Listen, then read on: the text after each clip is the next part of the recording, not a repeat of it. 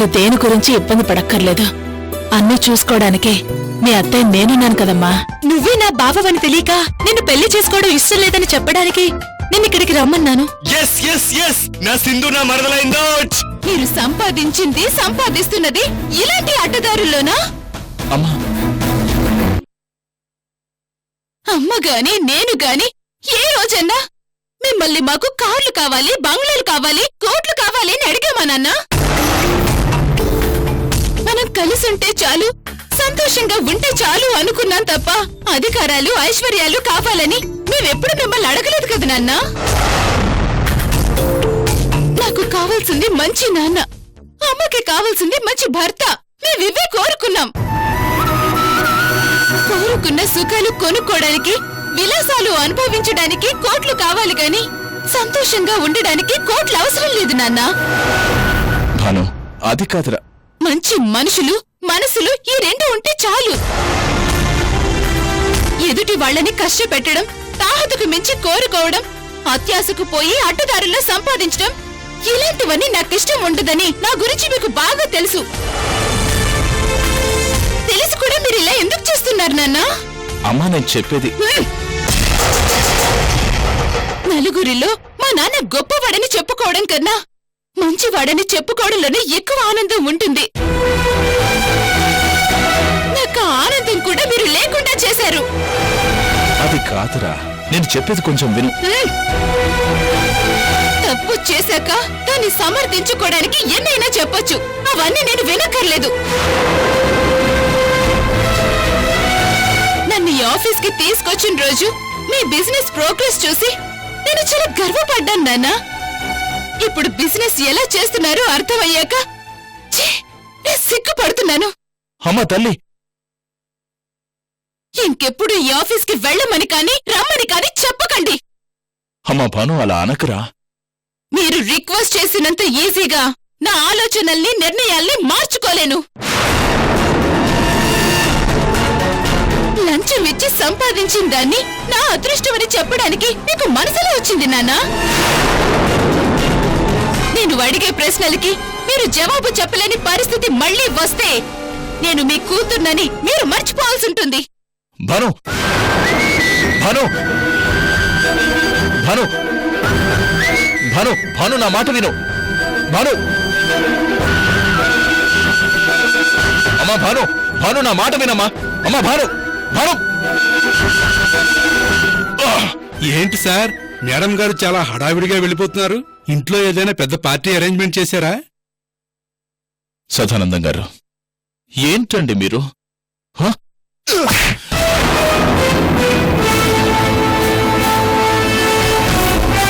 Tender ఎలా వచ్చింది? రావడానికి నేనేం చేశాను? ఇవన్నీ ఎవరు చెప్పమన్నారు సదానందం గారు?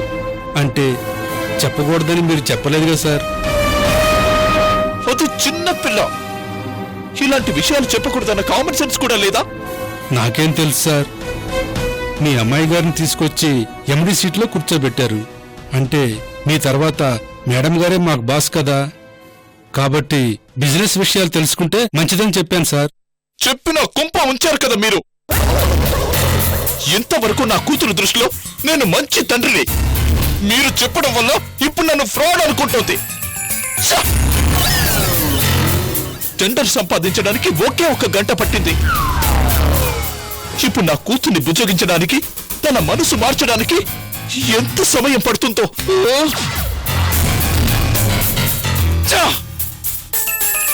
వెళ్ళండి.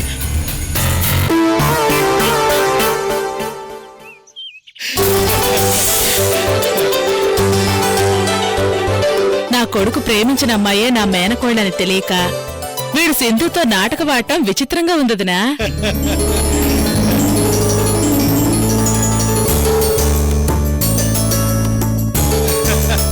రే, నేను ఎన్నో నాటకాలు చూశాను గాని నువ్వు ఆడిన నాటకం నేను ఎక్కడా చూడలేదురా.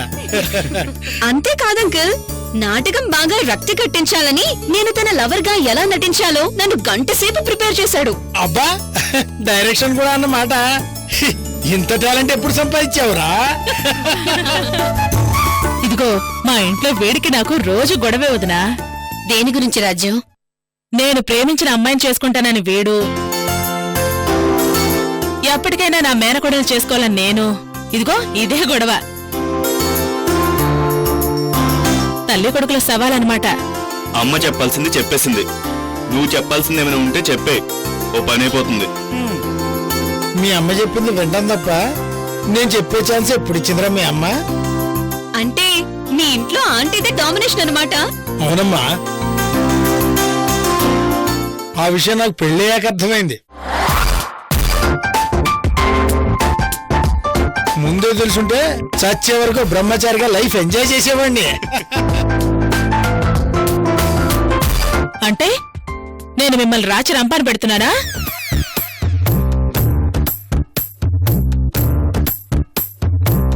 నువ్వు అలా డైరెక్ట్ గా అడిగితే ఎలా చెప్పను రాజ్యం? మా మగాళ్ళు ఇలా 10 మందిలో అలాంటి నిజాలు చెప్పుకోలేరు కదా.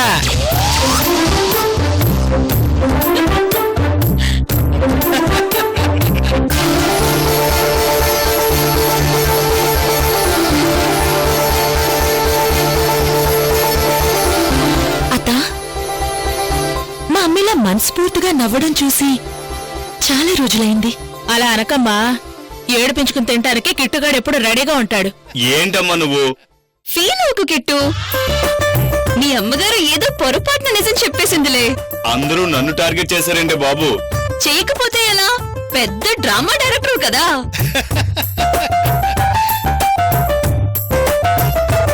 మొత్తానికి భక్తుడు కోరుకున్నది దేవుడు వరమిచ్చింది ఒకటే అయినందుకు నాకు చాలా సంతోషంగా ఉందదినా. ఇప్పుడు మనం ఆలోచించాల్సింది వీళ్ళ పెళ్లి గురించే.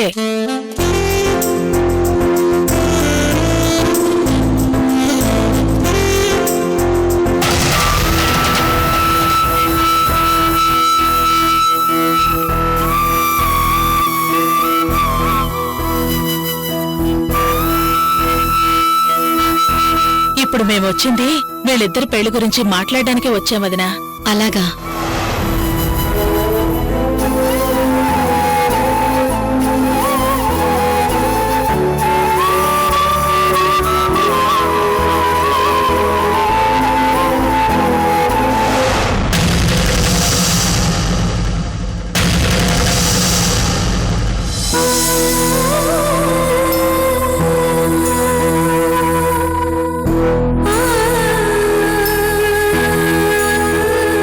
అబ్బో, పెళ్ళనగానే అప్పుడే నా మేనకోడలికి సిగ్గు ముంచుకొచ్చేసిందే.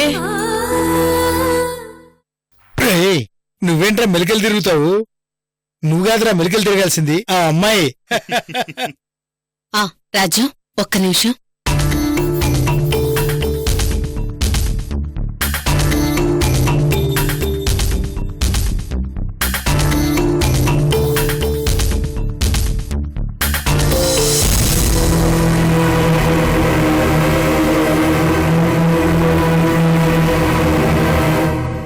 సింధు,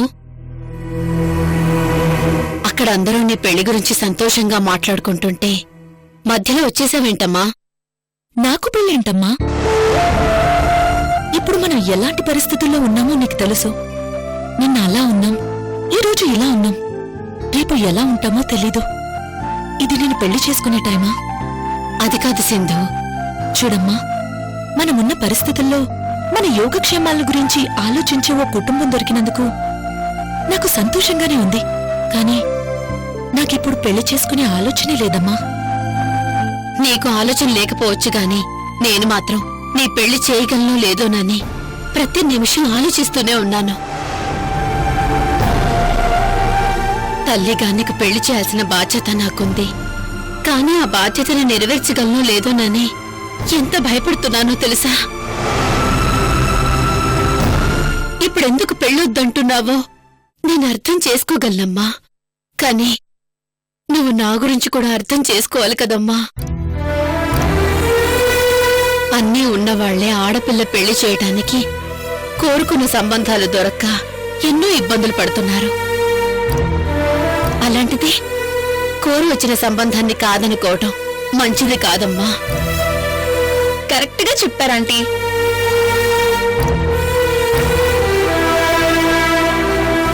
మీ అమ్మను బాగా చూసుకోవాలని, అమ్మను సంతోషపెట్టాలనే కదా నువ్వు కోరుకుంటున్నావు. నీకు పెళ్ళైతే మీ అమ్మకి అంతకన్నా సంతోషం ఏముంటుంది? నేనేమనుకుంటున్నానో ఏం చేయాలనుకుంటున్నానో నీకు తెలుసు. తెలిసి కూడా ఇలా మాట్లాడుతున్నావేంటి? చూడు సింధు, ఒకరి సపోర్ట్ లేకుండా, ఎవరి హెల్ప్ తీసుకోకుండా ఎవ్వరూ ఏది సాధించలేం. పెళ్ళైతే తన బాధ్యత తీరిందని మీ అమ్మ హ్యాపీగా ఉంటుంది. నీకు కూడా ఒక భర్త, ఓ కుటుంబం తోడుగా ఉంటుంది. అందుకే చేసుకోమంటున్నాను. ఏదో తెలియని వాడైతే పెళ్ళయ్యాక నీ లైఫ్ ఎలా ఉంటుందో అని నువ్వు భయపడిన అర్థం ఉంది. కిట్టు నీకు తెలిసిన వాడే కదా. వాళ్ళమ్మగారు కూడా నీకు సొంత మేనత్త. నీ ఫీలింగ్ షేర్ చేసుకోవటానికి అంతకంటే కావలసిన వాళ్ళు ఎవరుంటారు చెప్పు? నువ్వన్నది కరెక్టే, కానీ నాకిప్పుడు కావాల్సింది నీ సలహాలు కాదు, నా ఫ్యూచర్. అమ్మా, నేను పెళ్లి చేసుకోను అని చెప్పడం లేదు, కానీ ఇప్పుడు చేసుకోలేను. ఓ 10 ఏళ్ళు ఆగమంటావా?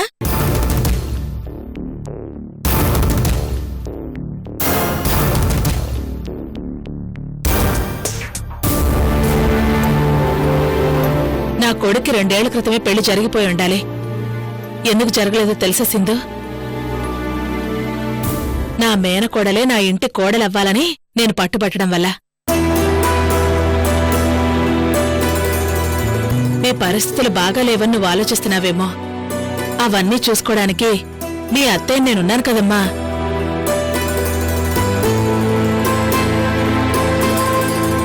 పెళ్ళనేది ఒకరి సంతోషం కోసమో ఒకరి ఇష్టం కోసమో చేసుకునేది కాదమ్మా. 2 కుటుంబాల్ని కలిపేది, అందరికీ ఆనందాన్ని పంచేదే పెళ్లి. ఈ పెళ్ళైతే మీ అమ్మ, మీ మావయ్య, నేను, మీ బావ అందరూ సంతోషిస్తారు. ఇంతమంది సంతోషంగా ఉండటం నీకిష్టం లేదా? అది కాదత్తయ్యా, నాకు నా పెళ్లి కన్నా మా అమ్మ ముఖ్యం. ఈ పెళ్లి జరిగితే అందరికన్నా ఎక్కువగా సంతోషించేది మీ అమ్మే కదమ్మా.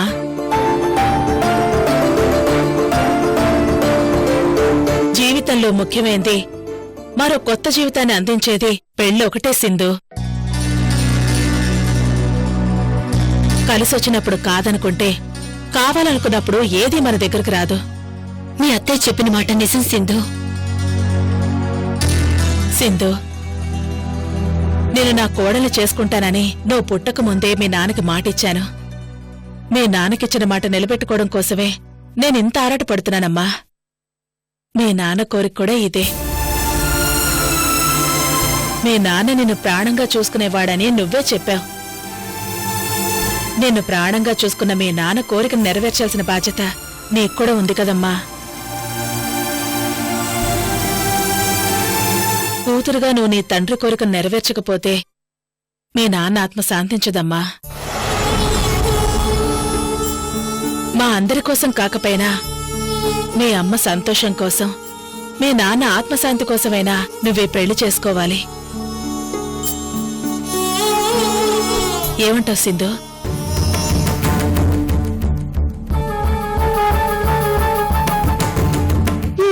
మౌనం అర్ధాంగీకారం ఆంటీ.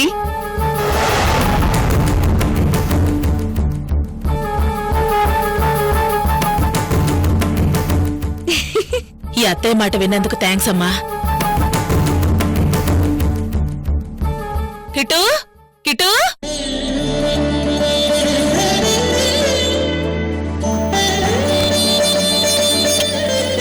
చాలా సంతోషంగా ఉందమ్మా. కిటూ, అమ్మా, ఏమైందమ్మా? నా మేనకోడలు పెళ్లికి ఒప్పుకుందిరా. యాహూ!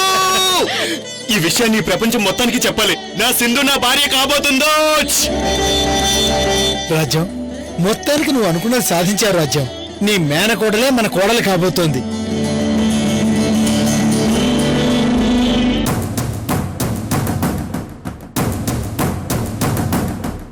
వదినా, వదినా, ఇంకెందుకు వదినా ఆలస్యం? రేపే చాలా మంచి రోజు. రేపే నిశ్చితార్థం జరిపించేద్దాం. అంటే ఇప్పటికిప్పుడు నిశ్చితార్థం అంటే రాజ్యం? శుభం అనుకున్నది వెంటనే జరిగిపోతే మంచిదమ్మా. అవునత్తయ్య, రేపు అనుకున్నది ఇప్పుడే జరిగిపోతే ఇంకా మంచిది. ఏంట్రమ్మా ఫోన్ చేసా? నీకు గుడ్ న్యూస్ చెప్పాలరా. నాకు సంతోషంగానే ఉంది కానీ రాజు, రేపే నిశ్చితార్థం అంటే. వదినా, నువ్వేం కంగారు పడకు. నిశ్చితార్థం మీ ఇంట్లోనూ మా ఇంట్లోనూ కాదు, గాంధీనగర్లోని కమ్యూనిటీ హాల్లో. అక్కడైతే ఎంతమంది వచ్చినా ఫ్రీగా ఉంటుంది. అది నీకు ఫ్రీగా ఇస్తానని చెప్పొచ్చు కదే. మీరు చెప్తారని నాకు తెలుసుగా, అందుకే చెప్పలేదు. వదినా, అన్నిటికీ అందరూ ఉన్నారు. నువ్వేం కంగారు పడకు, అన్నీ నేను చూసుకుంటాను. ఇదిగో, ఈ క్షణం నుంచి నిశ్చితార్థం పనులు చూసుకోవాలి. వస్తాను, రండి. నువ్వేం టెన్షన్ పడకమ్మా.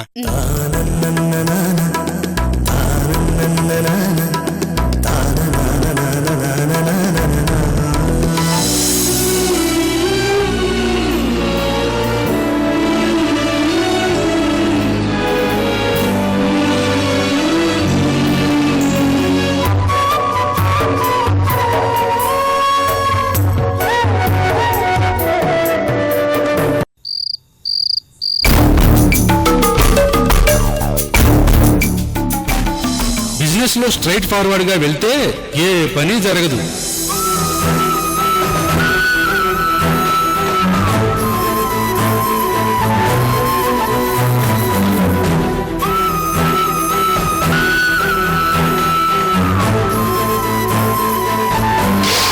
ఎవరికి ఇవ్వాల్సిన ఫార్మాలిటీస్ వారికి ఇచ్చేస్తే రూల్స్ బ్రేక్ అయిపోతాయి, అన్ని పనులు జరిగిపోతాయి.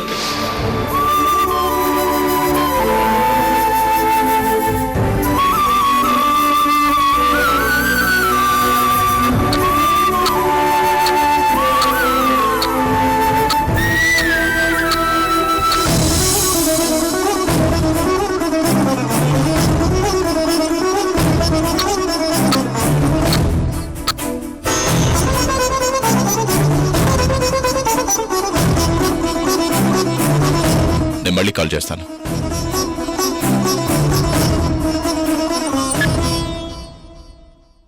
రేణు, వచ్చారా? చీకట్లో కూర్చున్నావేంటి? భాను భోంచేయలేదా? ఏం చెప్పమంటారండి, ఉదయం ఆఫీస్కి బయలుదేరింది. అక్కడేం జరిగిందో తెలీదు. ఆ తర్వాత ఇంటికి తిరిగొచ్చి కోపంగా తన గదిలోకెళ్ళి కూర్చుంది. అడిగితే ఏం చెప్పదు, తినమంటే తినదు. ఏంటి, భోంచేయకుండా పడుకుందా? నీకసలు బుద్ధుందా? ఎంత రాత్రైనా కూడా తినిపించకుండా ఏం చేస్తున్నావు? పోనీ నాకొక కాల్ చేయొచ్చు కదా. మీకు కాల్ చేయబోతుంటే నా మీద సీరియస్ అయిందండి. కాల్ చెయ్యొద్దని నా చేతి ఒట్టేయించుకుందండి. అబ్బో, నా చిట్టి తల్లికి నా మీద అంత కోపం వచ్చిందనమాట. అసలేం జరిగిందండి? చెబుతాను గాని, అమ్మాయి గదిలో ఉందా? ఆ, పైన గదిలోనే ఉందండి. మ్మ్.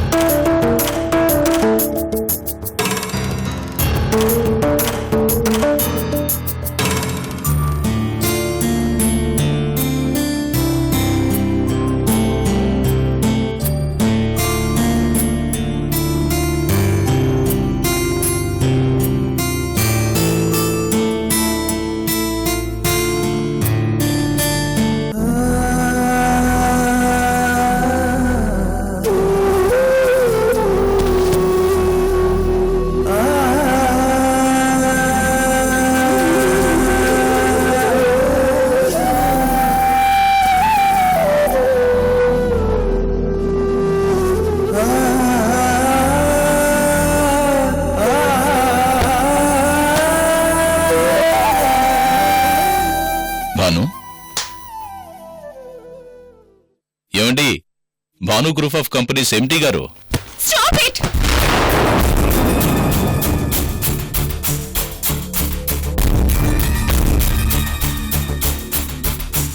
నన్నలా పిలవద్దు, నన్న పదవితో పిలవద్దు. నేను ఎండీని కాను, ఏమీ కాను. వాడు అవతలకి. అమ్మా భాను, ఏంట్రా ఇది? ఇంత చిన్న విషయానికే ఎక్సైట్ అవుతున్నా? ఆఫీసులోనే సారీ చెప్పాను కదా. ఏది చిన్న విషయం? ఈ రోజు మీరు చేసింది మీకు చిన్న విషయంలా కనిపిస్తోందా? న్యాయంగా ఎవరికో దక్కాల్సిన కాంట్రాక్ట్ ని అన్యాయంగా మనం లాక్కున్నాం. దానికి ఎండీగా నా సంతకం చేయించారు. అంటే నా చేత తప్పు చేయించారు. ఇదంతా మనకు అవసరమా నాన్న? ఎప్పుడైనా నేను అడిగానా ఈ బిజినెస్, హోదా, బంగ్లాలు, కార్లు కావాలని అడిగానా? లేదు తల్లి, నువ్వేమీ అడగలేదు. నువ్వేమీ అడగకుండానే నేను అందించాలనుకోవడం తండ్రిగా నా బాధ్యత, అంతే. అందుకే ఇలా కాంట్రాక్ట్ మనకొచ్చేలా చేశాను. నిజానికి నేను నీలాగే నిజాయితీగా ఆలోచిస్తానమ్మా. కాకపోతే తండ్రిగా చిన్న స్వార్థం. మొదటిసారి నువ్వు చేస్తున్న బిజినెస్ ఫెయిల్ అవ్వకూడదని ఇలా చేశానమ్మా.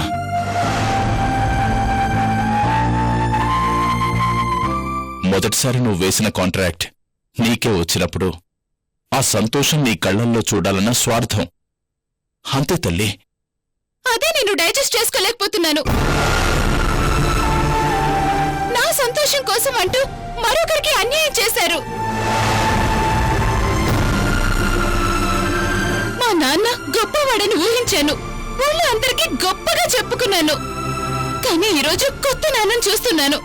అమ్మ భాను, అయిపోయింది కదమ్మా. తప్పు ఒప్పుకున్నాను కదా.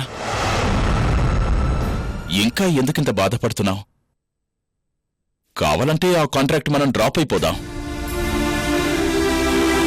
నీకిష్టం లేకపోతే వద్దు తల్లి, వదిలేద్దాం. అంతేకాని నువ్వు బాధపడకూడదు. నా ఫ్రెండ్కి పాపం వాళ్ళ డాడీ లేరు, దగ్గర వాళ్ళు కూడా ఎవరూ లేరు. అవునా?